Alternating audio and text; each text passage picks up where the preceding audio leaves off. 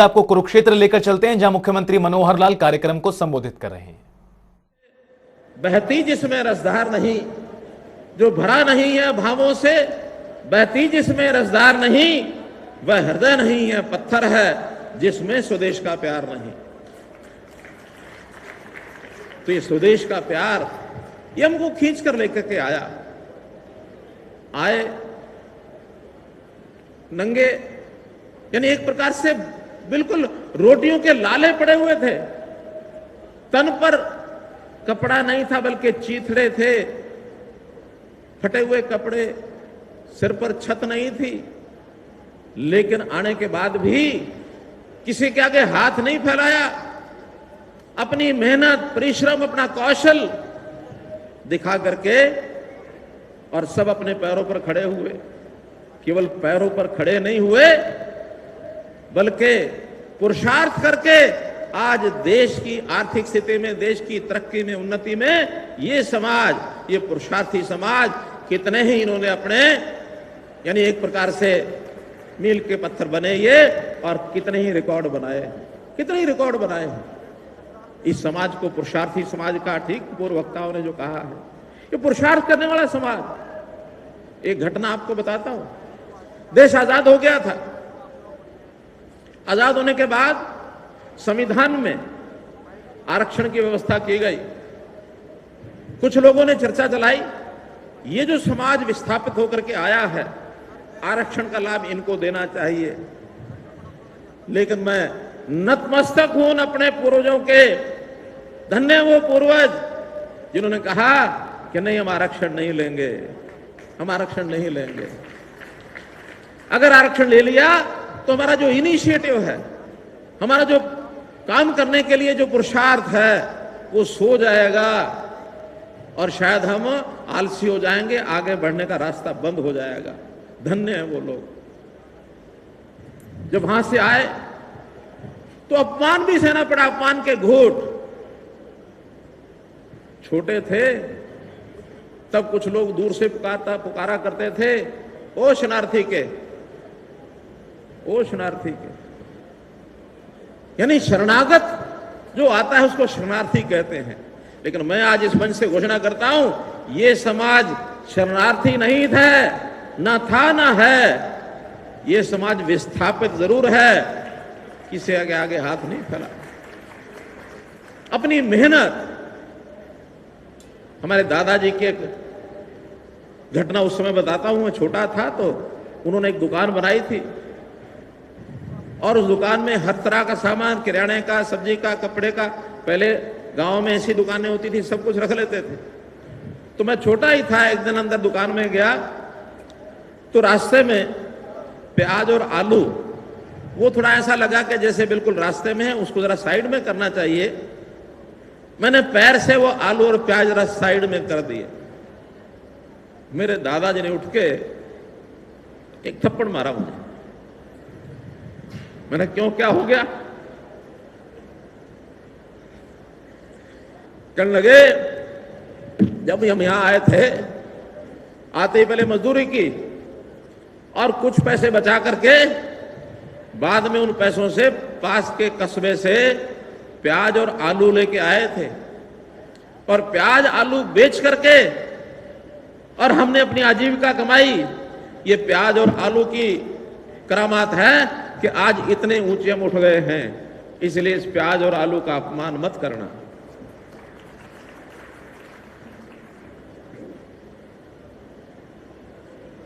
भाइयों बहनों, घटनाएं बहुत हैं, सुनी सुनाई हैं, लेकिन आज वक्त इस बात का नहीं है। आज वक्त इस बात को याद करने का है कि इस देश में पिछले 70 सालों से 67 सालों में बहुत से प्रधानमंत्री आए। हमारे श्री नरेंद्र मोदी जी तो अब 8 साल से हैं। क्या उन 67 सालों में किसी ने इस समाज की कुर्बानियों का याद किया? किसी ने नहीं किया। ये पीड़ा श्रीमान नरेंद्र मोदी आज के अपने प्रधानमंत्री, उनके मन में उठी कि जिनके परिवार उजड़ गए, जिन्होंने अपनों को खो दिया, अपनों को कत्ल भी किया, ऐसे समाज को याद करने के लिए हमको ये जो 14 अगस्त का दिन है, इसको विभाजन विभीषिका स्मृति दिवस मनाना चाहिए। ये पिछली बार लाल किला 15 अगस्त से 2021 में उन्होंने घोषणा की। आभारी हूं मैं उनके प्रधानमंत्री जी का। उन्होंने ये भी कहा कि 20वीं सदी की ये सबसे बड़ी त्रासदी 1947 की है। दुनिया की सब त्रासदियों को मिला करके इतनी बड़ी संख्या में इतना बड़ा विस्थापन, इतनी बड़ी शहादतें, ये दुनिया के किसी देश में ये नहीं हुई है। विभाजन तो और देशों के भी हुए हैं, लेकिन इस भारत पाकिस्तान के विभाजन पर ये सबसे बड़ी त्रासदी है। और जिसमें मैंने बताया कि लाखों लोग उसके अंदर जो है विस्थापित हो गए। भाइयों बहनों, उस समय जब लोग आए तो सहायता की जब बात चली, किसी ने अपना दुकान बनाई, जो किसान थे उनको अपनी खेती की जमीनें मिली तो सही, लेकिन कई साल के बाद मिली। ऐसे भी कुछ लोग थे जो किसान तो नहीं थे लेकिन मुजाहिरे थे, खेती करते थे, दूसरों की जमीनों की करते थे। उनके सामने एक बात रखी गई कि आप भी खेती कर सकते हैं क्या? और ऑफर हुई कि यहां बंजर भूमि बहुत सी पड़ी है, नदियों के किनारे पंचायतों की जमीनें, आप उसके ऊपर खेती कर सकते हैं क्या? उन किसानों की हिम्मत है, उन जमीनों को लेकर के बंजर भूमि को उपजाऊ बनाने का काम, ऊसर बनाने का काम उन्होंने किया।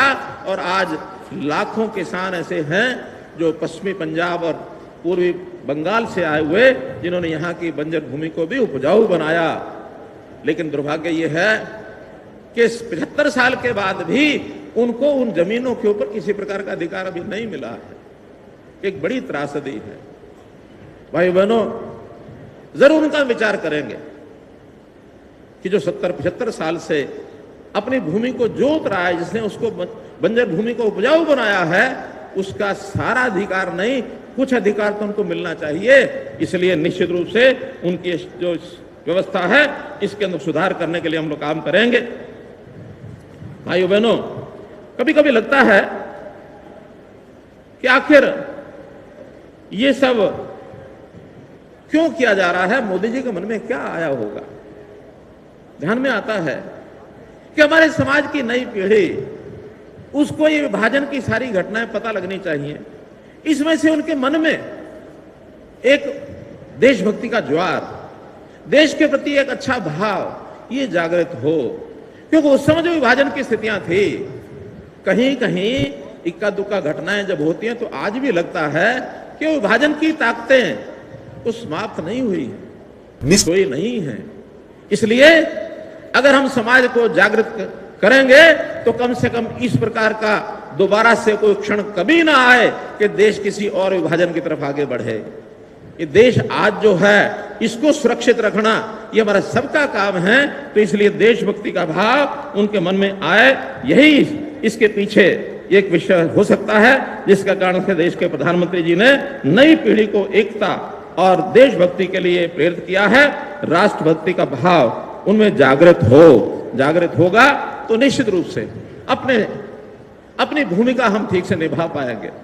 और एक दूसरी बात, कोई भी समाज अपनी संस्कृति को, अपने इतिहास को, अपने संस्कारों को, अपनी बोली को, अपने रहन सहन को जरूर याद करे, याद रखे, इसमें भूलना नहीं चाहिए। अगर हमारे अपने इतिहास, हमारी संस्कृति, हमारी बोली, हमारी भाषा, हमारा खान पान, उसके प्रति हमें गौरव महसूस होना चाहिए। मुझे भी वो पूछ रहे थे अपने साथी जो इंटरव्यू ले रहे थे कि आपने कभी मां बोली है, आपने कभी दादी नानी के मुंह से जो शब्द सुने थे उनको कभी दोहराया है। बड़ा मुझे थोड़ा सा कठिनाई तो हुई कि बहुत साल पहले की बातें हो गई हैं, लेकिन घरों में तो पहले भी बोली जाती थी, आज भी घरों में बोली जाती हैं। लेकिन चूंकि सामाजिक जीवन में आने के बाद बहुत वर्षों तक घर से वो संबंध नहीं रहा, थोड़ी कठिनाई हुई। आप लोगों के लिए समस्या नहीं है।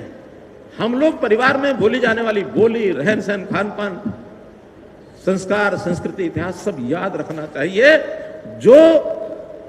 जो भी कोई समाज अपनी संस्कृति को, बोली को, इतिहास को भूल जाता है वो आगे नहीं बढ़ सकता है। आगे बढ़ना है तो निश्चित रूप से आपको भी इन सारी बातों पर याद रखना चाहिए। जब मुझे उसने पूछा तो मैं बड़े दिमाग पर जोर डाल करके और मैंने कुछ शब्द उस समय के ध्यान किए कि दादी हमारी क्या कहती थी। दादी कहा करती थी, दादी को हम अम्मा कहते थे। अम्मा निस्को बैटरी बाइक 6 लाख से 10 लाख लगाकर अपना बिजनेस शुरू करें। और कहते थे कि जा पुत्र छोटे कोठे में जा पुत्र छोटे कोठे में जा, छोटे कमरे में चला जा। सफील ते 26 ਪਈਏ 26 ਵਿੱਚ ਰੋਟੀਆਂ ਹਨ। ਲੋਹਾਂਡਾ ਤੇ ਸਗਲੀ ਉਹਦੇ ਵਿੱਚ ਬਾਟੀ ਹੈ, ਉਹਦੇ ਸਲੂਣਾ ਹੈ। ਸਲੂਣਾ ਰੋਟੀ ਨਾਲ ਲਾ ਕੇ ਖਾ ਲੈ। ਜੇ ਸਲੂਣਾ ਨਾ ਲੱਭੇ ਤੇ ਨਾਲ ਕੌਲੀ ਦੇ ਵਿੱਚ ਇੱਕ ਮੱਖਣ ਦਾ, ਉਹ ਕਿਆ ਕਹਤੀ ਸੀ, ਮੱਖਣ ਦਾ ਪੇੜਾ ਪਿਆ।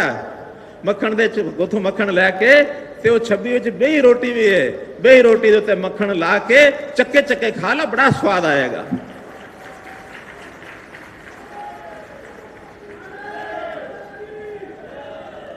पचास साल के बाद मैं बोल रहा हूं ये, लेकिन आज भी आनंद आता है उस भाषा में इतना प्यार और प्रेम था दादी की बात में। तो हमें निश्चित रूप से इन सब बातों को याद रखते हुए, और मैं आज इस पावन धरा से जो लाखों लोग जो शहीद हुए हैं उन सबको श्रद्धांजलि अर्पित करता हूं।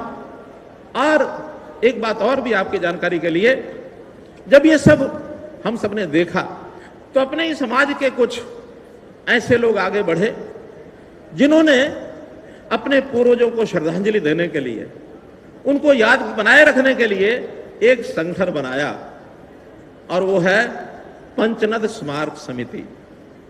पंचनद स्मारक समिति जिसके राष्ट्रीय अध्यक्ष आदरणीय स्वामी धर्मदेव जी हैं, प्रदेश के अध्यक्ष श्री सुभाष सुधा जी हैं। सबका बाकियों का सहयोग रहता है। बहुत से उसमें ट्रस्टी भी हैं, आज बहुत ट्रस्टी यहां आए हुए भी हैं। सारे उस पंचनद स्मारक जो हमारा ट्रस्ट है उसके सब पदाधिकारी भी यहां आए हुए हैं।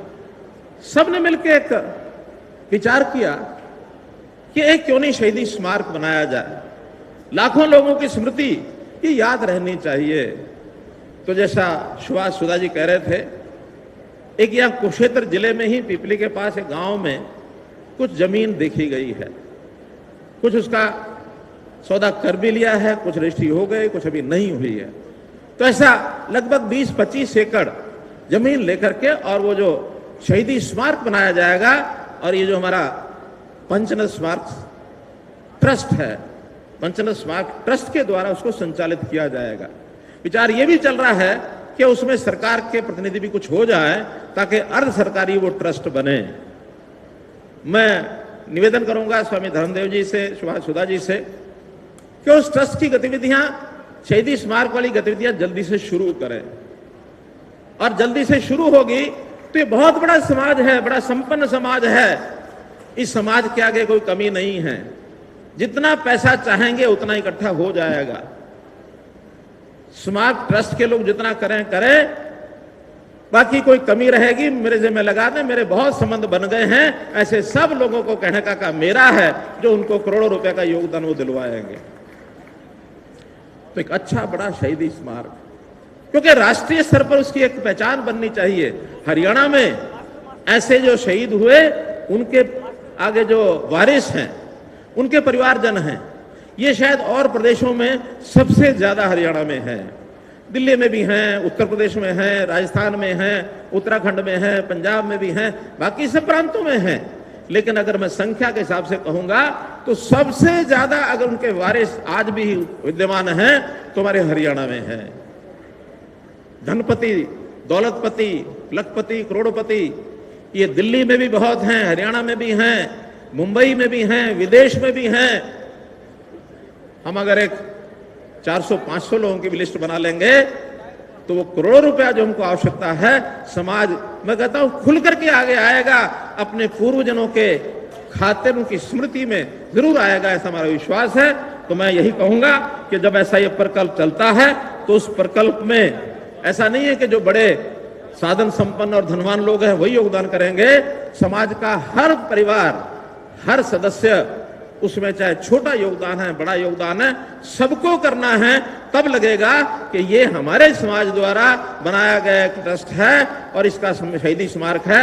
मैं अपने पूर्वजों के लिए उनकी याद में ये सब कर रहा हूं, तो योगदान की सीमा नहीं होती। 1 रुपए से लेकर और असंख्य तक जितना भी योगदान कोई करेगा, सबको उसके अंदर एक प्रकार से मान्यता दी जाएगी, उनको स्मरण किया जाएगा। इसलिए आप सब लोग स्मारक ट्रस्ट में जल्दी से जल्दी इसको हम बनवाएं, ऐसा मैं निवेदन अपने जो पंचनद स्मारक ट्रस्ट के जितने बंधु हैं उनको सबको करता हूं। और हाँ, एक जानकारी और भी आपको देता हूं, उस ट्रस्ट का मैं भी एक सदस्य हूं, मुझे भी सदस्य बनाया गया था, इसलिए मैं भी अपनी ओर से जो उसमें करना होगा बहुत करूंगा। बहुत बहुत धन्यवाद, बहुत बहुत आभार।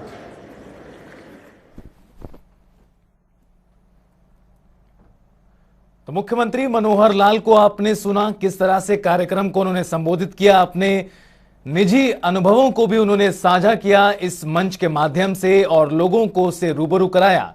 किस तरह से विभाजन का जो विभीषिका थी वो कितनी कष्टदायी थी, कितनी दुखदायी थी, और उससे पार पाते हुए किस तरह समाज के लोगों ने बदलाव की जो एक बयान को शुरू किया, उसने आज मौजूदा वक्त में जिस तरह से बदलाव की बात को कहा, उसको दिखाने का कार्य इस मंच के माध्यम से भी उन्होंने अपने संबोधन में किया है। तो विभाजन विभीषिका के स्मृति दिवस के मौके पर यह भव्य कार्यक्रम कुरुक्षेत्र में आयोजित किया गया है और बड़ा ऐलान यहां पर मुख्यमंत्री की ओर से यह भी किया गया कि पंचनद स्मारक यहां पर बनाया जाएगा, भव्य स्मारक बनेगा जिसमें शहीदों की शहादत को दर्शाने का काम किया जाएगा।